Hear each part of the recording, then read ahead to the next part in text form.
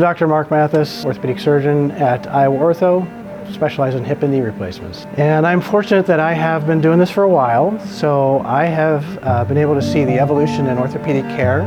We've gone from a surgery that was done only in the hospital, that typically required several nights in the hospital, might require a blood transfusion, certainly required extensive rehabilitation after the surgery, maybe even another facility after you left the hospital, to what we have now, which is a surgery that for most patients can be done on an outpatient basis, to where the patient can go home the same day, or at most maybe just stay overnight.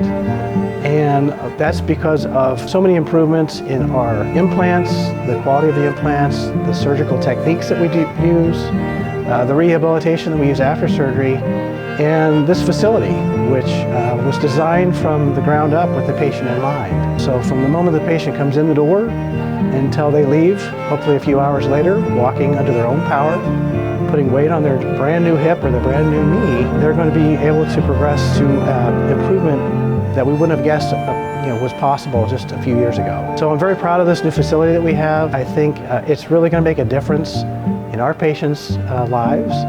Certainly it's going to make life better for us as well. So I'm very excited to continue doing surgery here at our brand new surgery center.